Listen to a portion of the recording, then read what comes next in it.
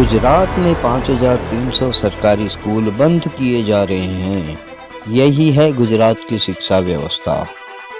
गरीब और मध्यम वर्ग के लोगों को अपने बच्चों को पढ़ाना मुश्किल हुआ। यही है गुजरात मॉडल। कच्छ की सरकारी शिक्षा व्यवस्था बर्बाद की जा रही है। प्राइवेट स्कूलों में भेजने की है साजिश। प्राइवेट स्कूलों की दुकान चलाने के लिए क्रमशः सरकारी शिक्षा बर्बाद की जा रही है। यही है गुजरात का सरकारी शिक्षा मॉडल। नमस्कार, आवाज़ जनता की में से मैं दतेश भावसार। किसी भी समाज या किसी भी विस्तार या किसी भी देश को अगर आगे बढ़ाना हो तो सबसे ज़्यादा ज़रूरी जो सब्जेक्ट है वो शिक्षा है। शिक्षा से ही समाज आगे बढ़ता है, शिक्षा से ही राज्य आगे बढ़ता है और शिक्षा से ही देश आगे बढ़ता है। लेकिन गुजरात में कुछ ऐसी बातें हैं जो क्रमशः शिक्षा को, जो सरकारी शिक्षा है उसको ख़त्म करने के लिए तुले हुए हैं। जानते हैं वह सारी क्या समस्या है। के डी जाडेजा हमारे साथ है। के डी साहब, आपका स्वागत है। कच्छ ज़िले की बात करें के डी, तो कच्छ ज़िले में आज की स्थिति में प्राइमरी शिक्षा उसकी क्या स्थिति है? क्योंकि 9,000 शिक्षक होने चाहिए, उसके जगह 7,200 या 300 ही शिक्षक है। क्या कहेंगे आप? खास करके मैं आपके न्यूज़ चैनल का धन्यवाद करता हूं। आप हमारे जो कच्छ के प्रश्न हैं उसके बारे में आपने सोचा और आज हमारे जो प्रेस कॉन्फ्रेंस उसमें आप हाजिर रहे।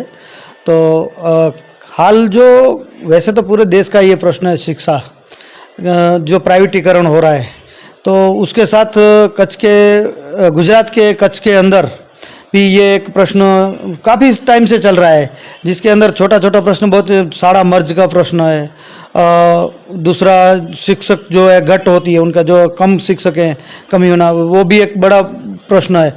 लेकिन उसमें जो राजकीय नेता है उनका जो रवैया होना चाहिए वो नहीं है। वो लोग इसमें जितना भी उनको देखना चाहिए कि कच्छ के जो लोग हैं, हमको भारी भरकम जो वोट देते हैं बहुत से, वोट के सामने हमको जो भी उनकी जो प्राथमिक मीन्स आप बोलते जरूरत रहती है, वो मूलभूत सुविधा जो बोलते हैं हम, वो देनी चाहिए, वो नहीं दे रहे। मीन्स वो उसके अंदर उनका ध्यान ही नहीं है। उनको अभी अपना ही खुद, जैसे इलेक्शन जाहिर होता है, वो 20-25 दिन दौड़ते हैं, जैसे अपना को सीट मिल गया, फिर प्रजा कहाँ और मैं कहाँ। जब हाँ, मेरा प्रश्न मुख्यतः ये है, क्योंकि अगर बेसिक है प्राइमरी शिक्षा, उसमें ही अगर 25% शिक्षक नहीं होंगे तो विद्यार्थी कैसे पढ़ पाएगा? हाँ, मेन प्रश्न जो अपना ये चर्चा इस पे ही है कि अभी जो ज्ञान सहायक की जो भर्ती हुई, उसके अंदर कच्छ के अंदर जैसे 9,000 शिक्षक होने चाहिए, उसके सामने 7,300 7,400 समथिंग कुछ शिक्षक, 1600 से 1700 शिक्षकों की ऑलरेडी घट है। तो इसके सामने अभी नया ज्ञान सहायक शिक्षकों की जो भर्ती की, जो कोई जिम्मेदारी वाले नहीं है, वो कभी भी आ सकते हैं, कभी भी जा सकते हैं। तो उसमें 2600 लोगों की कुछ गुजरात सरकार ने भर्ती की थी, उसके सामने कच्छ को उन्होंने सिर्फ 926 बंदे ही दिए, जिसके कच्छ सबसे बड़ा जिला है। हाँ, कच्छ वैसे देखने जाए तो गुजरात में बड़ा जिला है और देश के अंदर भी बड़ा जिला है, और उसका जो अंतर है लखपत से लखपत का 400 किलोमीटर का होता है। तो उसके दृष्टिकोण से अगर हम देखा जाए तो वो भी बड़ा है जिला, और गाँव जो है वो पास में नहीं है, वो भी बहुत दूर गांव है। और तहसील भी है, कोई भी कच्छ का तहसील पकड़ लो तो कम से कम 2-3 तहसील ऐसे जो 100-150 किलोमीटर के दूर भी है, और बाकी के जो 8 का जो तहसील है वो 50-60 किलोमीटर की दूरी पे है। तो वो भी एक दिक्कत की बात है। तो जो शिक्षा की बात हम कर रहे हैं, तो उसके हिसाब से कच्छ को हर बार कहीं ना कहीं अनदेखा किया गया है। वो गुजरात गवर्नमेंट के हिसाब से हो, चाहे नेता लोगों के हिसाब से हो, चाहे किसी भी, इन लोगों की, मुझे तो ऐसा लग रहा है कि इन लोगों की सोच ही ऐसी है कि कच्छ को अशिक्षित रखा जाए, जिसके वजह से ये लोग आगे न बढ़ पाए और ये लोग वहाँ तक, कच्छ तक ही सीमित रहे, नहीं कि कच्छ से कोई बाहर जाए। दर्शक मित्रों, एक चीज़ आपको मैं बता दूं, जो प्राइमरी शिक्षा है इसमें के डी जाडेजा ने हमें आंकड़े दिए हैं कि 9,000 शिक्षक होने चाहिए, उसके सामने सिर्फ 7,200 या 300 शिक्षक हैं अभी, और उसमें से भी 200-300 शिक्षक अभी दूसरे ज़िले में उनकी ट्रांसफ़र होने वाली है, जबकि 926 शिक्षकों की भर्ती हुई है। उसमें से तकरीबन 850 के करीब शिक्षक अभी आए हैं, उसमें से भी 100 या 200 शिक्षक ऐसे हैं जो आके 1 या 2 दिन में अपने गृह जिले में वापस चले गए हैं। तो मोटे मोटे तौर पर देखा जाए तो अगर औसतन निकालें तो 25% के करीब यह पूरी शिक्षकों की कमी आंकड़ों के ऊपर दिखती है। सोचिए, आंकड़ों के ऊपर यह जो दिखता है वो हकीकत में नहीं होता। मतलब कि अगर 25% शिक्षक आंकड़ों में कमी है तो अगर स्थल पर जाएंगे तो वो 35 से 40% हो जाएगा। तो इस कंडीशन में बच्चे कैसे पढ़ पाएंगे, यह भी बहुत बड़ा प्रश्न है। कच्छ की परिस्थिति देखें तो कच्छ जो गुजरात और देश का सबसे बड़ा जिला है, बहुत लंबा जिला है, इसलिए जो स्कूल होती हैं उनकी संख्याएं भी ज़्यादा होती हैं और वहाँ पर शिक्षकों को भी जाना होता है। केडी, गुजरात सरकार ने पिछले कुछ समय में 5300 स्कूल बंद कर दिए हैं। हालांकि जनसंख्या बढ़ रही है तो स्कूल बढ़ने चाहिए, गुजरात सरकार ने बंद कर दिया। आप थोड़ा प्रकाश डालिए इसके ऊपर। आपको मैं बताऊं कि गुजरात सरकार अभी गवर्नमेंट जो शालाएं हैं वो जो ज़्यादा होनी चाहिए, जैसे जनसंख्या हर बार बढ़ती जा रही है तो उसके सामने शाला बढ़नी चाहिए, तो वो प्राइवेट शाला बढ़ रही है, गवर्नमेंट शाला कम हो रही है। तो उसके पीछे कहीं ना कहीं गुजरात सरकार भी इस मुहिम में पड़ी है कि प्राइवेट जो गवर्नमेंट शाला है वो बंद करके प्राइवेट शाला चालू करे, जिसके वजह से उनके जो नेता लोग हैं उनको संभाला जाए। अगर बुरा लगेगा मैं बोल रहा हूँ उन लोगों को, लेकिन लगता है तो लगने दो, क्योंकि जो सही है वो सही ही है। और उसके साथ उन लोगों ने कच्छ का जो भविष्य होना चाहिए, जो कच्छ के लिए जो सोचना चाहिए, हमारे जो वड़ा प्रधान है नरेंद्र मोदी साहब, जो कच्छ के पनौते पुत्र के एक पुरस्कार से बुलाए जाते हैं, उनका जो हर जगह पे जाते हैं तो कच्छ के लिए मेरा कच्छ वैसा, मेरा कच्छ वैसा, लेकिन उनको मुझे ये पता नहीं है कि शिक्षा के बारे में वो क्यों नहीं सोच रहे। या तो वो भी अनसुनी कर रहे हैं, ऐसा मेरे को ऐसा लग रहा है। तो मेरा आपके माध्यम से उनको कहना है, अगर आप कच्छ के पनौते पुत्र की एक जो मिसाल कायम करना चाहते हो तो कच्छ के जो प्रवासन क्षेत्र में आप जितना भी ध्यान दे रहे हो तो उससे बढ़िया है कि शिक्षा के बारे में आप ज़्यादा से ज़्यादा ध्यान दीजिए। कच्छ के अंदर ज़्यादा से ज़्यादा शाला बढ़ाई जाए। कच्छ के अंदर आपने जैसे बोला कि 5600 शाला बंद कर दी गई, जो अगले साल गुजरात गवर्नमेंट ने एक मर्ज सिस्टम निकाला कि भाई जो 5 शाला है उसके अंदर अगर 5वीं और 6ठी कक्षा के अंदर अगर 30 से कम लोग हैं, लड़के लड़कियां हैं, तो उनको दूसरी शाला में ट्रांसफ़र किया जाए। वो शहर के लिए अच्छा है, वो सिटी एरिया के लिए सही बात है, लेकिन अगर हम बात करते हैं तो गाँवों की, तो कच्छ के अंदर ज़्यादातर गाँव है, शहर बहुत कम है। तो कच्छ के लिए वो एक कलंक रूप है, जहाँ पे मैं आपको बता दूं, अगले साल ही मैंने शिक्षण अधिकारी श्री से जो आंकड़ा लिया था तो उन्होंने मुझे कम से छोटा मोटा आंकड़ा ऐसे बताया था 25%, कि 25% लड़कियों और लड़कों का ड्रॉप आउट रेशियो हुआ है। तो वो एक गवर्नमेंट के लिए बहुत बड़ी चैलेंज है। दर्शक मित्रों, ये चीज़ बड़ी गंभीर है क्योंकि गुजरात जो कि विकसित राज्य माना जाता है, वहाँ पर अगर 25 से 35% ड्रॉप आउट रेशियो है तो यह बड़ी चिंता की बात है। केडी, ये ड्रॉप आउट रेशियो है उसमें भी हमने देखा, आपने जैसे आंकड़े दिए कि जो पूरे ड्रॉप आउट 35% में, उस 35% का 80% जो हमारी बेटियां हैं वही हैं। तो बेटी पढ़ाओ बेटी बचाओ का नारा क्या यहाँ पर साक्षरता के लिए लागू होता है या बेटियों का शिक्षा यहाँ ख़त्म ही किया जा रहा है? मैं आपको बताऊं कि कच्छ एक ऐसा प्रदेश है, जब आज़ादी से पहले भी आप देखते हो, आप कच्छ से ही हो, वाकिफ हुई हो कि कच्छ एक ऐसा देश है कि जहाँ बेटी को एक देखते हैं कि घर से बाहर बहुत कम निकलते हैं। अभी अपने बोलते हैं कि वैसा अभी बेटी बेटे के अंदर कोई अंतर नहीं है, लेकिन कहीं ना कहीं कच्छ के अंदर वो अभी है। जैसे मैं जिस ज्ञाति से आता हूँ, राजपूत ज्ञाति से आता हूँ, जैसे जो कच्छ के जो सरहदी गाँव है, मोमेडियन गाँव है जो, तो उनमें भी ये सिस्टम है। और बहुत सारी समाज ऐसी है कि लड़कियों को बाहर नहीं भेजते हैं।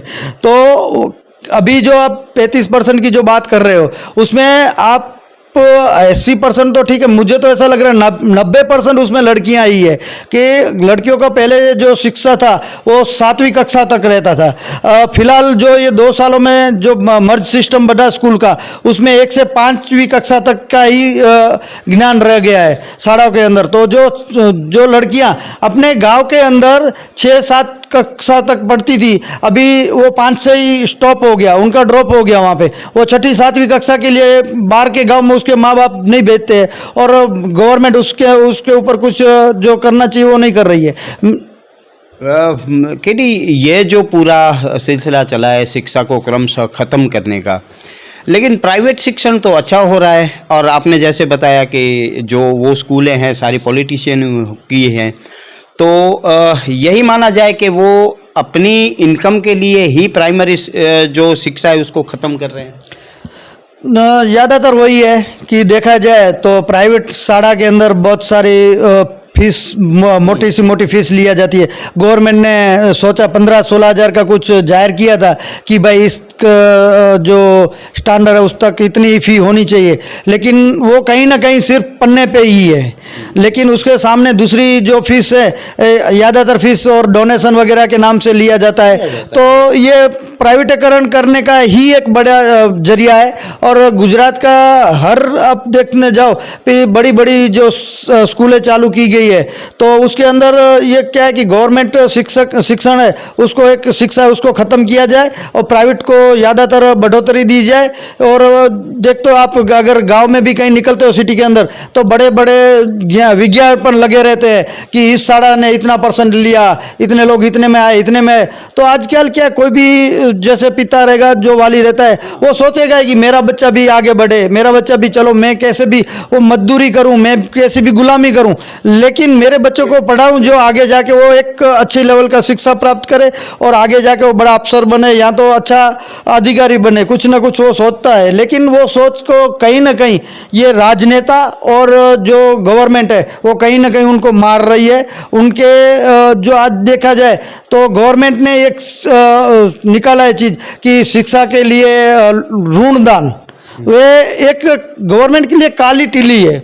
आपको लोन देना पड़े शिक्षा के लिए, पढ़ने के लिए मुझे रुपया देना पड़े, वो तो बहुत ही कम नसीबी होनी चाहिए हमने। क्या ये प्राइमरी शिक्षा है जो प्राइवेट स्कूलों में दी जाती है, बड़ी बड़ी फीस होती है, क्या मानते हैं ये बिना बंदूक की लूट है?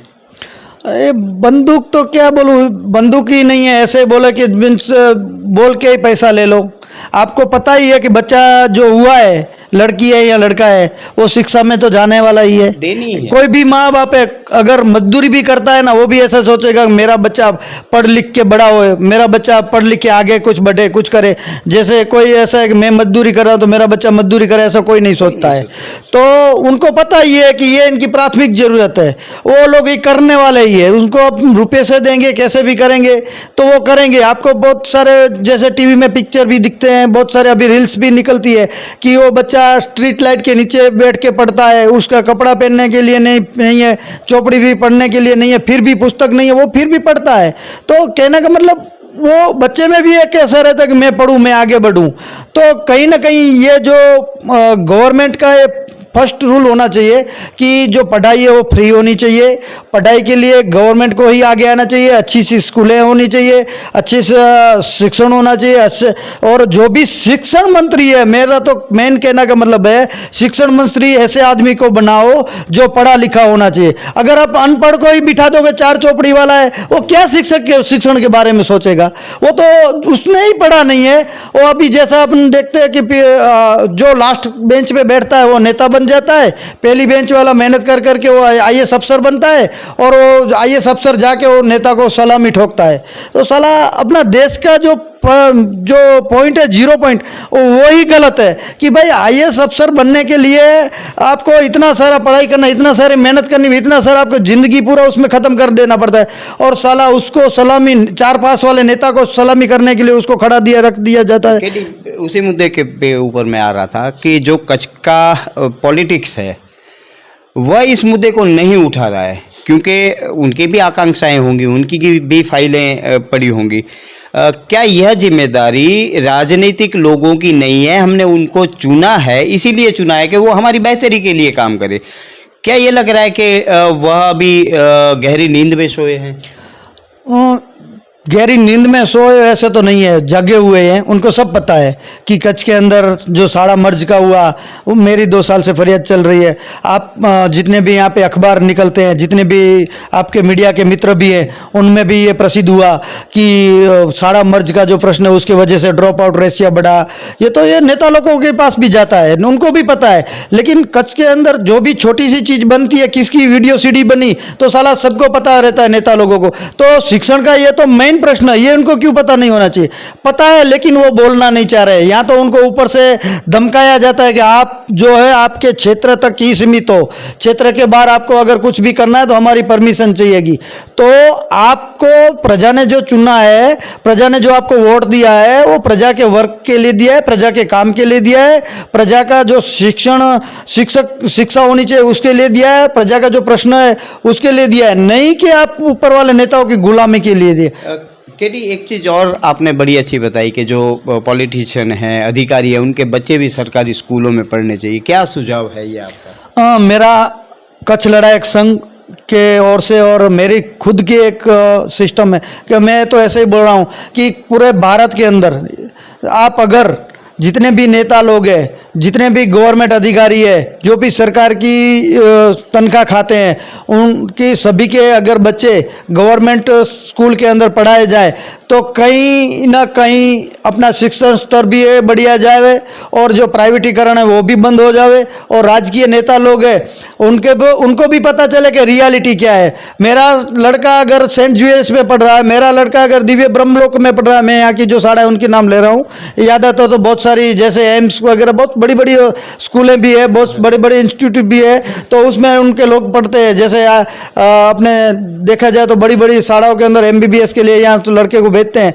तो उनके लोग वहाँ पे पढ़ते हैं। और ज़्यादातर अभी तो नेता और बहुत सारे जो फर्स्ट क्लास के अधिकारी है उनके नेता उनके लड़कों तो साला विदेश में पढ़ने चले जाते, देश के बाहर। दर्शक मित्रों, इसका एक बहुत केडी ने जो बात की बहुत अच्छा उदाहरण है भूटान का। भूटान पहले शिक्षा के क्षेत्र में बहुत पिछड़ा हुआ था, लेकिन उनके राजा आए, 70 के दशक की बात है, उन्होंने एक निश्चय किया कि मेरा बच्चा भी सरकारी स्कूल में पढ़ेगा और हर एक अधिकारी का बच्चा भी सरकारी स्कूल में पढ़ेगा। परिणाम यह आया कि भूटान की शिक्षा व्यवस्था बहुत ही ऊपर चली गई और आज जो विकसित देशों में शिक्षा का स्तर है वही स्तर भूटान का है। केडी, पॉलिटिक्स बहुत इन्वॉल्व नहीं हो रहा है, इसका एक कारण यह भी है कि उन पॉलिटिशियनों की प्राइवेट स्कूलें बनी हुई है। हाँ, ज़्यादातर ये भी प्रश्न है। जैसे हम देखा जाए कि कच्छ में भी बहुत सारी ऐसी स्कूलें हैं कि जो उसमें कोई प्रेसिडेंट है, बीजेपी का प्रेसिडेंट हो, कांग्रेस का प्रेसिडेंट हो, या तो कोई ना कोई पे मंत्री है, उसके स्थानिक स्तर के नेता है जो लोकल, उनकी स्कूल है, या तो उनके कोई नज़दीकी संबंधी के जो है रिलेटिव्स है उनकी स्कूल है, ऐसा बहुत सा। और ज़्यादातर तो ऐसे रहते हैं कि बहुत सारे जो टीचर्स है पुराने उनकी स्कूल है, उनके साथ ये नेता लोग पार्टनर भी है, और बहुत सारे ऐसे अधिकारी भी है जो उनके साथ भी पार्टनरशिप है ऐसे स्कूलों के अंदर या तो ट्यूशन क्लासेस के अंदर। तो वो एक कलंक रूप है। वो अगर बंद हो जाए, और अगर मैंने जो आपको प्रश्न बोला कि जैसे नेता लोग और अफसरों के लोग गवर्नमेंट साड़ा में चले जाएंगे, वो वहाँ पे पढ़ेंगे लड़के उनके, तो ये जो प्रश्न है जो हल हो जाएगा और प्राइवेटीकरण जो हो रहा है वो बंद हो जाएगा। और आपके माध्यम से मेरा दूसरे राज्य में तो जैसे जो हो रहा है वो भी बंद होना चाहिए पूरे देश के अंदर, लेकिन फर्स्ट मेरा जो संदेश है कच्छ से, कच्छ लड़ायक संघ, कच्छ के जितने भी वाली है, जितने भी युवा है, जितने भी अभी नए नेता बन रहे हैं और जो भी नेता है, उन सबसे मेरा आपको एक बताना चाह रहा हूँ कि जल्द से जल्द कच्छ की शिक्षा व्यवसाय के लिए आप ज़्यादा से ज़्यादा इसके अंदर इंक्लूडिंग हो और इनको सुधारे। जो भी प्रश्न कच्छ के हैं उनको जल्द से जल्द सुधारे। अगर कच्छी लोग हैं जब तक शांत बैठते हैं, बोला जाता है ना, कच्ची लोग जो शांत है तब तक ही सही है। जिस दिन वो भड़क गए ना, उस दिन आपका जो भी भाजपा कांग्रेस जो भी है वो हिला के ही रख देगा। तो वो न हिलाए, आपका जो भी है राजकीय स्तर जहाँ पे चलता है वो चले, और कच्छ के लोगों को जितना शांति से जो मिलना चाहिए, जो जरूरत है वो मिलता रहे। तो आप उस पर ज़्यादा से ज़्यादा ध्यान दीजिए। कच्छ के अंदर जितना भी शिक्षा व्यवस्था के लिए शिक्षक चाहिए वो सब होना चाहिए। और मेरा खास आपसे विनंती है इस मीडिया के माध्यम से कि आप जो ये शिक्षक की घट जब तक पूरी नहीं हो जाती तब तक जो ये 200 से 300 लोगों की बदली कर रहे हैं वो नहीं होना चाहिए। हर एक समस्या में अंत में वही पॉलिटिक्स ही आता है, क्योंकि हमने उनको जिम्मेदारी दी है। हमारी बेहतरी करने के लिए, लेकिन कहीं ना कहीं वह अपनी जिम्मेदारी नहीं पूरी कर रहे हैं। पॉपुलर मेरठी का एक बहुत अच्छा शेर याद आ रहा है, लगे जो तुक्का तो तीर हो जाए, फटे जो दूध तो पनीर हो जाए, मवालियों को न देखा करो हिकारत से, न जाने कौन सा गुंडा वजीर हो जाए। नमस्कार, मैं दतेश भावसार, आवाज़ जनता की में से। आपको अगर हमारी स्टोरी अच्छी लगे तो लाइक करें, अच्छी ना लगे तो हमें सुझाव दें, लेकिन सब्सक्राइब कीजिएगा ज़रूर। नमस्कार।